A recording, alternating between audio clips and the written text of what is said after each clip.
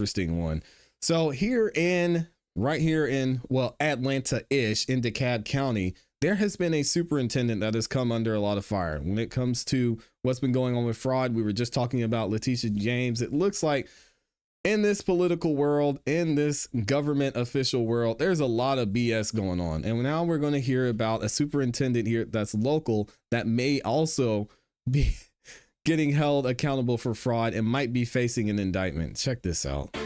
That breaking news here live at 5. The leader of DeKalb County Schools has just been put on leave after a federal indictment more than 700 miles away. Superintendent Dr. Devon Horton is facing multiple charges in Illinois. The placement of Dr.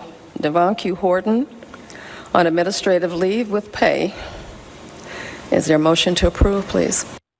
In the last 10 minutes, the DeKalb County School Board just held an emergency meeting behind closed doors. After the meeting, they came out and announced that Dr. Horton was on leave with pay. The indictment involves contracts awarded and kickbacks that Horton allegedly received. Atlanta News First reporter Bridget Spencer is live at 5 from the DeKalb County Board of Education. So, Bridget, you just got your hands on that indictment. Yeah, I was reading through those pages. It is a long indictment with 17 counts, and it doesn't just list Dr. Devon Horton in these allegations. It also lists 3 other people that they say were his friends, and they also owned their own businesses.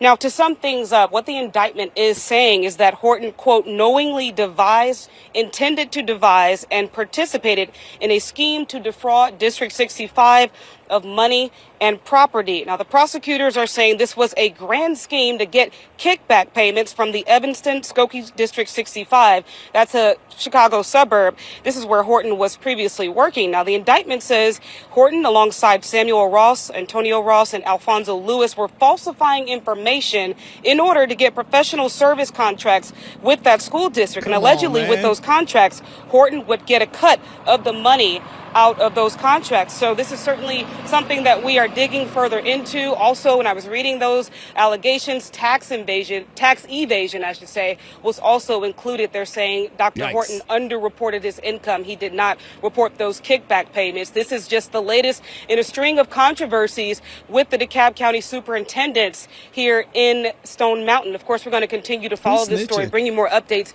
as we learn more. For now, we're live in Stone Mountain. Bridget Spencer, Atlanta News First. Bridget, all right, and now we're going to get into some reactions from this happening. Y'all heard it right. 17 counts against this guy. And it's being alleged that he may not have acted alone. We're going to get into the article here. I don't want to go through the full indictment right now, but make sure y'all look out for that video at a later date, because we definitely will be doing that at some point. So now the parents from the school board and from the community are hearing about this indictment, and they decided to speak out. Check this out. Frustrated and fed up, we're hearing from parents about the federal indictment of DeKalb County Schools superintendent. Tonight, DeKalb County school system in leadership limbo today after a federal grand jury indicted the county's school superintendent. Good afternoon. Thanks for being with us. I'm Cheryl Preheim. And I'm Faith Jesse. A lot of parents and students talking about this one. Dr. Devon Horton, he was indicted in Illinois for issues alleged during his leadership of a school system in a suburban Chicago neighborhood. 11 Alive's Doug Richards joining us live in DeKalb County tonight. Doug, what are parents and teachers saying about all this? Well, they are not happy, and actually they're sounding a little bit weary because the county has been through more than a little bit of this before. That's very, very unfortunate. It was the last school day before a week-long fall break in DeKalb. It's actually disappointing for his parents. And it was an unnerving one for parents like Elsheree McMillan. And unfortunately, we don't have a superintendent currently at the moment, so that's tough. Hopefully the problem, this doesn't happen again. DeKalb had announced the abrupt suspension of Superintendent Devon Horton, hired 2 years ago from a similar job in Illinois, indicted there Thursday for his alleged connection to a kickback scheme. DeKalb schools said it would continue normal operations and appointed an interim replacement. Very shocked. I hope it gets resolved, and I hope we can do better with our leadership It's not good that the kids get to see stuff like that. Horton is one of a half dozen superintendents and interim superintendents DeKalb County has hired over the last dozen years. They're changing superintendents almost like they're changing shoes. Verdelia Turner says the school board was too quick to hire Horton 2 years ago and knew he was under investigation. The problem with changing superintendents constantly is that every superintendent has his or her own vision. There is no stability in the school district. There's no continuity in programs. They should have done their due diligence. Absolutely. They should always do their due diligence in hiring anyone that's representing our children. I think it would be that simple. So the new interim superintendent is Dr. Norman Sauce III, a social studies teacher in California. He was known to a lot of students as the principal at Chamblee High School here in DeKalb County, Faith. All right, so Lynn, we're not done because now we're going to hear more information about what happened before this man was hired, and then I'll give you guys the article that breaks down some of these 17 counts. Check this out. Tonight, new fallout after DeKalb County Superintendent Dr. Devon Horton was indicted in Illinois. A former DeKalb County School Board member now claims there were red flags before Horton was hired. Atlanta News First has team coverage on this tonight as the district grapples with instability. We begin with reporter Tracy A. McPeer, who just spoke with that former board member. Now, the interim superintendent, Norman Sauce, is the 11th DeKalb County superintendent in the last 11 years. A former school board member tells me that's chaotic. And she says the former superintendent, Horton, never should have been hired because of all the red flags. Now, former school board member Dr. Joyce Morley says she's not surprised that Horton has been indicted. And she's sad mostly for the children in the district. Morley says Devon Horton's hire was ill-advised. So back in April of 2023, Morley was the sole dissenting voice on the school board in the 6-1 vote to hire Horton. Morley stepped down after an ethics complaint and didn't run for re-election. And now she thinks every board member who voted for Horton should be removed. There were things going on in Evanston that weren't in order. And so we ignored those things. At least the board didn't. I didn't ignore it. I knew and I saw those things happening. And so sometimes the seeds that you plant is the harvest that you're going to get. And we allowed those seeds to be planted where we ignored things. We ignored the red flags. We ignored what went on in Evanston. Morley also tells me that when she was still on the board, she requested an audit for the school board. She tells me now she hopes the district attorney will get involved.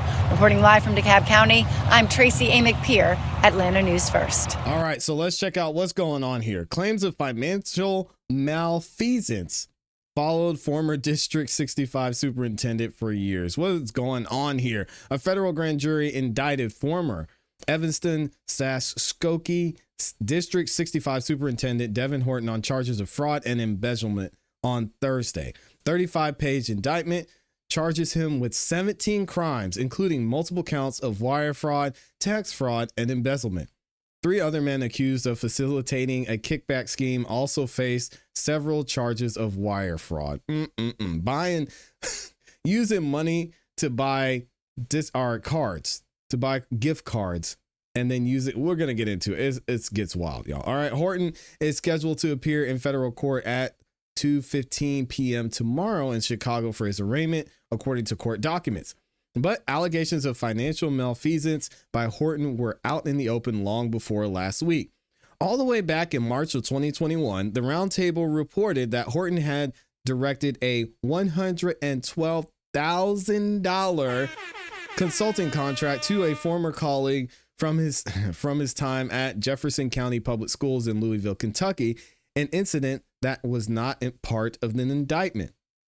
And in March of 2023, local writer Tom Hayden, who ran a Substack called, I think it's Foyer Garage, first reported that Horton and others charged in Thursday's indictment had registered a limited liability company and LLC in the state of Illinois together in August of 2020.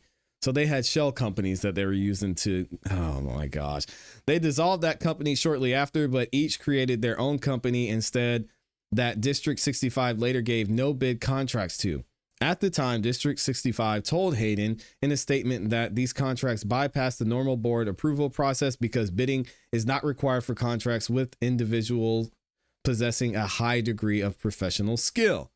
So they were funneling the money into their own business, it sounds like. Horton served as the District 65 superintendent for 3 years from June 18th, 2020 to June 30th, 2023. In a statement following the indictment, Horton's lawyer, Terrence Campbell, wrote that Horton's leadership bettered the school system for the children and families of District 65. Dr. Horton is eager to address his case in court so he can return his focus to bettering the lives and education of children, which has been his passion throughout his professional career. Horton left Evanston in the summer of 2023 to take the superintendent job in Dekalb County, Georgia, one of the largest public school districts in the nation. Wow. The Dekalb County School Board convened an emergency meeting on Thursday afternoon and placed Horton on paid administrative leave. Oh man, Dekalb County media outlet reported. Do I feel good that my reporting was correct? I think the answer is yes, but I was always confident with that because I have tried as much as I could to prove the raw documents. Hayden said in an interview on Friday. I don't feel great, but I'll be honest, I don't feel good. I didn't sleep well last night knowing that despite the situation I think he's put in, his life is now forever altered. Wow. So this reporter's even feeling guilty for reporting on this because now the board found out and they had to get him up out of there. Previous reporting on alleged kickback schemes. So what happened? The indictment claims that Horton's friends Antonio Ross, Samuel Ross, and Alfonso Lewis created companies specifically to apply for vendor contracts with District 65. He said, hey man, make you an LLC, go pay that $100 and I'm gonna get you something. We gonna get paid. Come on, guys. Concealing the fact that portions of the payments would be kicked back to Horton. Oh my gosh. During Horton's District 65 tenure, Antonio Ross was the principal of Hyde Park Academy of Chicago Public Schools and also owned a company called Connecting the Dots Leadership Initiative. Lewis was the athletic director at Hyde Park Academy and owned New Flight 35 Sports and Academy and Academic Academy, LLC. Samuel Ross owned a company called Asset Protection Specialist.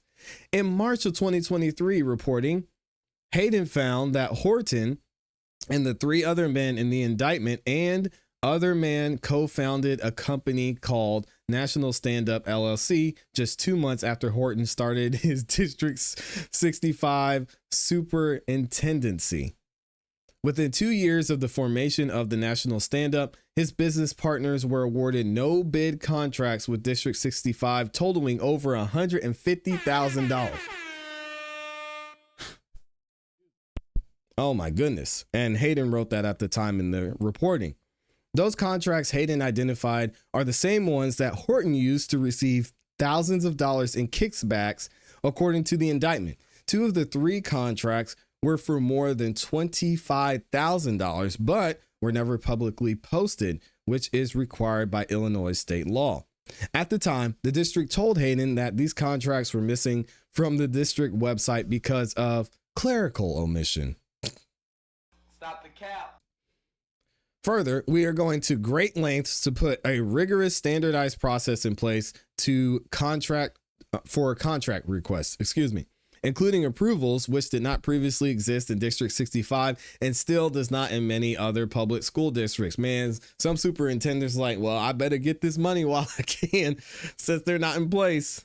Jeez, District 65 told Hayden at the time that we are not perfect, but we continue to strive for transparency and accountability. Let me know what y'all think about this in the comments in the chat. This story is absolutely insane. It'll be interesting to see what happens moving forward. I'm going to get a hold of the official indictment and maybe we can go through that at some point and see how these guys were moving and what was being done.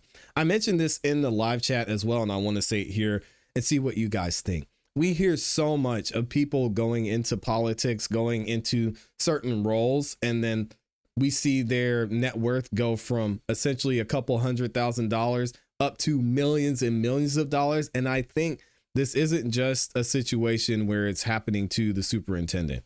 It happens all over the place. And we see it. People have inside information. They make certain trades. They make certain adjustments. They have these companies that they use and they're able to run and they get benefits from that. And I think what this is just a case of someone doing it and they didn't know how to play the game. So I think this is very interesting. I think it happens more often than we know. I'll be interested to see what y'all think about this in the comments and in the chat.